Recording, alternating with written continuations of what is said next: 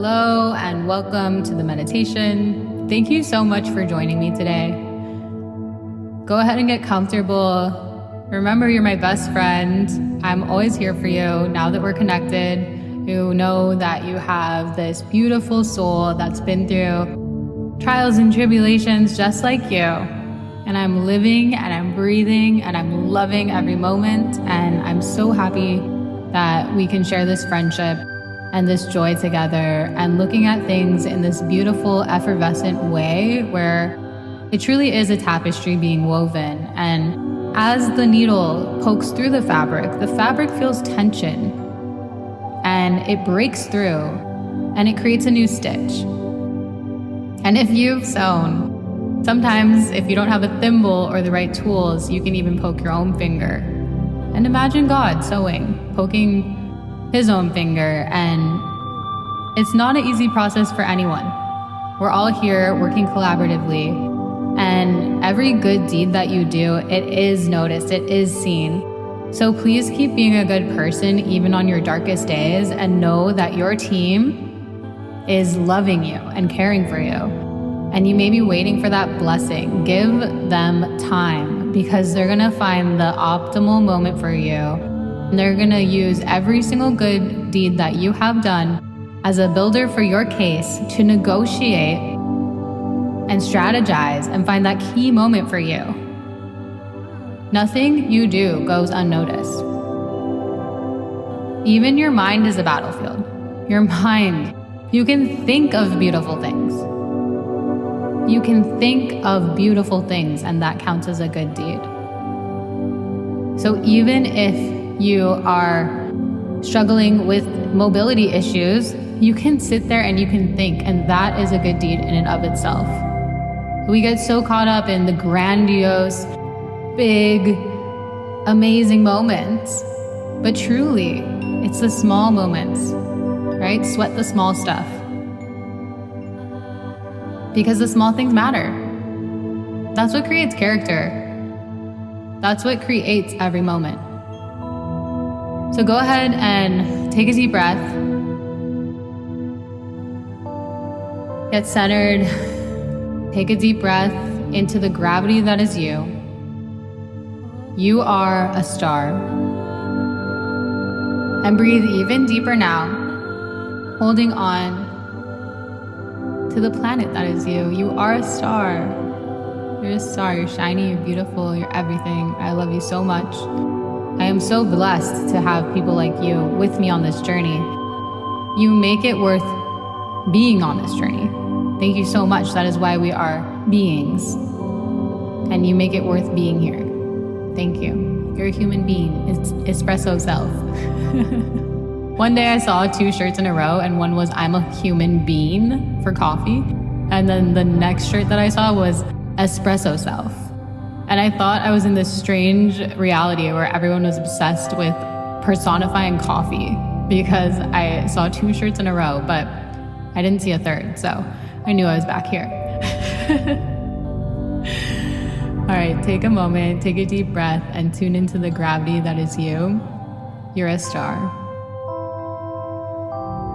Today, I want to focus on this false belief and narrative that has been spun and woven very deep into our psyche, and it's causing quite a lot of trauma. And trauma is something that we can have a powerful connotation to. That word is used in many different ways. In this example, in this context, I would like us to see it as something that's sprinkling dust and creating context around life, that is creating an opportunity for painful tension. And if we reframe this understanding, we can still be experiencing something, but not necessarily having such a deep gravity and exposure to a painful stimuli because of our understanding. So let me say that one more time in a different way so that we can fully understand what I mean by creating this context of trauma in this moment. What I'm saying is, the planet, it has an atmosphere around it, right? And if we create an atmosphere that is imbued with something that is seen as something that should be painful, then automatically, if it's occurring to us, we have a higher probability, a higher chance of having a painful understanding of what's going on with us. Part of recoding our system is changing those type of things that are almost an atmosphere, or as I said before, a sprinkling over a dust covering, and changing those from not being understood as having to be painful, because it is creating an exposure to people going through those things as having to experience them as painful, which ultimately, as supportive humans, we should want them to have a higher understanding and be able to go through experiences and find a unique coding of understanding that has to do with the intricate web of their life outside of an atmosphere of something that someone else may have perceived. Okay, so let me now go into the specific example that I wanted to speak about today. And this is abandonment trauma. There is so much, I think, going on with people's family lives, whether it be in your immediate family, meaning if you are a mother, father, if you are a girlfriend, boyfriend, whatever it is in your specific daily life of relationships that you consider family, or if it's even extended family of cousins, people that you consider calabash, right? People have abandonment trauma. And if anyone in your network has this, it can affect you, what I'm talking about. So please be aware of understanding it in this way, because I'm trying to reframe it in a way that's healthy, that lowers this atmosphere of abandonment being so heavy in our culture. It's very heavy, and it is stemming into how people raise their own children, because they're trying to fight this atmosphere, which we collectively can eviscerate and evaporate and totally change. So people think, I was abandoned at 6 years old by my father. I was abandoned at 10 years old by my mother. You can also have a parent that's fully present physically, that it has abandoned you emotionally or spiritually or another way, right? Some parents are so busy working that physically they are trying their best to be there, but they just can't be. So there are so many ways that we feel this abandonment trauma. And I've even talked to people who have experienced abandonment trauma with simply just being dropped off at school at too young of an age. It goes on and on and on. We can all find moments where we have felt abandoned in our lives. So we really need to restructure this, because feeling abandoned should not be a feeling that we are experiencing to this level. Why are we feeling it so much? I had experienced abandonment with my father abandoning me when I was 6 years old, and my family creating immense trauma in our family.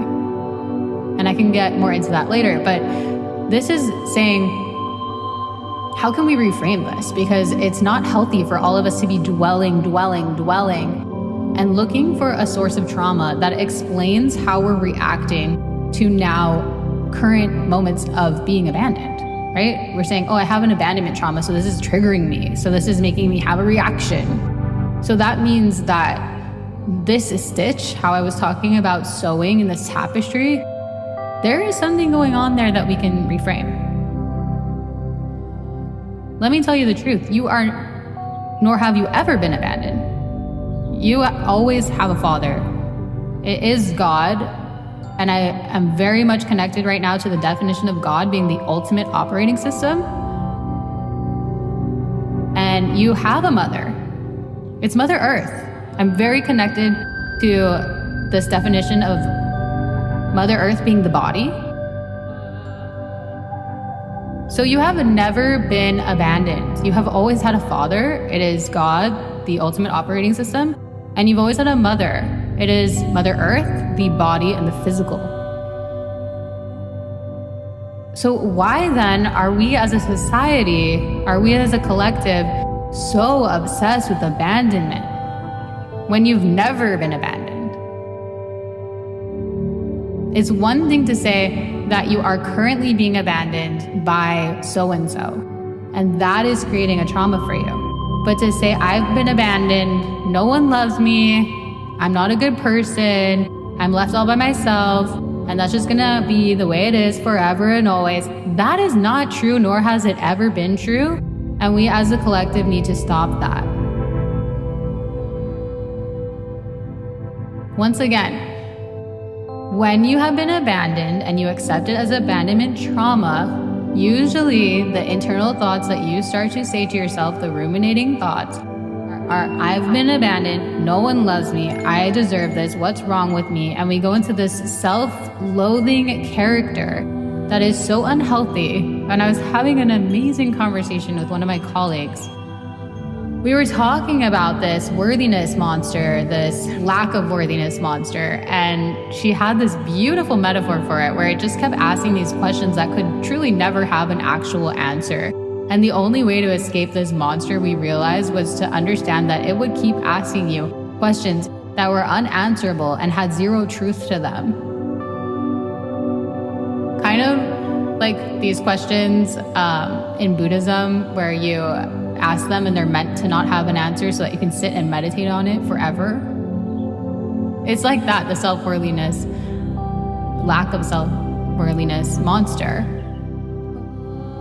And I relate to that strongly because abandonment trauma was pushed so deeply. I mean, I was abandoned at age 6 by my father. I told my friends that my dad had died. I didn't want to talk about it.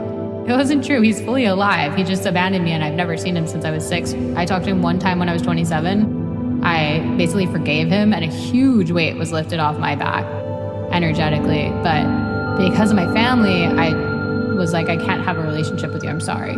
But I do forgive you for what happened and thank you for the conversation. So that's the relationship that I had with my biological father. And it's true. I mean, having it framed in this way of, oh my gosh, you've been abandoned, you've gone through this horrible trauma. There was a moment where I was just praying. I was so sad. This was before I had the phone call with my dad when I was 27. And I kid you not, this inspiration came to me and I just realized I've always had a father and it's God. And I've always had a mother. It's Mother Earth. And I also have to say, shout out to my mom. I love you very much. I do have an actual mother as well, so I don't want her to read into that. But I'm saying this inspiration came to me and it said, I've always had a father. It's God, the operating system. And I've always had a mother. It's Mother Earth, the body. And what am I? I'm a combination of the two. I'm a unique interpretation of that. My mind is truly where we all are playing to one another and playing together. And that's why I say your mind is a battlefield. Your mind is a battlefield. That is where so much is going on. Please take care of your mind, body, and soul. We are all going to church and praying. We are all, eating the right foods and exercising. Those things are very important. Taking care of the soul and the body. The mind needs to be taken care of too. I love playing Sudoku. I love puzzles. I love thinking about things. The mind needs to be cared for. And that is what a lot of my work is structured around, is debugging the operating system, taking care of the body physically, and allowing the mind to be free from these mind bugs. And one of them is this feeling that you have been abandoned and that we need an atmosphere of trauma around that. If anyone says anything about being abandoned, it's automatically, oh my gosh, I'm so sorry. Are you okay? And how come someone can't go through someone abandoning them and be okay? And your initial reaction can't be, wow, you were abandoned. How did that shape you as an individual? What did that teach you? Right? Why can't we automatically go into the solution-oriented place and we're automatically putting them in an atmosphere of trauma? Because what I'm telling you that is doing to people, especially when they're going through something at age 6 like me, and I just told people my dad had died, which wasn't even true because I just didn't want to go there. We're really forcing character upon them that might not be the best way for them to uniquely interpret this experience. And then they have to go to therapy and they have to unpack stuff, and they're 6 years old and they don't even know how to pack. How am I supposed to unpack stuff when I don't know how to pack? I'm learning. That's a funny metaphor. I love that. So let's please, collectively, I would love for you to work on thinking of it like this, that you have never ever been abandoned because you always have a father. It's God, the ultimate operating system. And you always have a mother. It's Mother Earth, the body, the embodiment. And your mind is a battlefield. So please take that bug out of there. And then try to process whatever you're trying to process. And don't tie it to a million instances of that happening. And now the unworthiness monster is rearing its ugly head and asking you questions that are unanswerable because they are based on nothing but lies. You are 100% worthy of having love in your life. You are 100% supported right now, always, and forever by a mother and father. Just because they're not in a human body does not mean that you do not have them.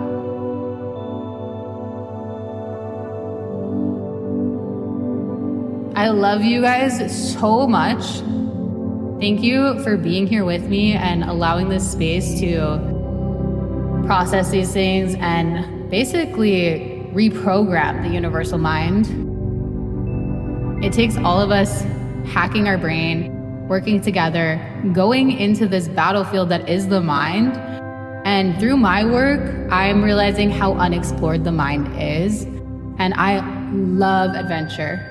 So thank you for joining me on the adventure. Thank you for being here. You're a human being, and I love you.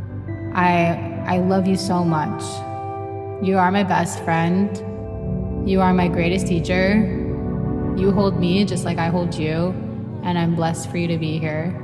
So please take a deep breath, let that all sink in and come together in your heart.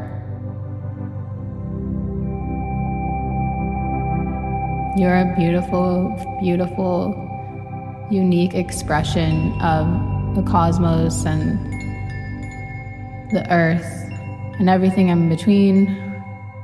Thank you for standing by my side as my brother and sister and being a companion here for those around you. The journey has so much meaning with you here. Thank you for bringing meaning to life. And I hope that you have a beautiful, beautiful day.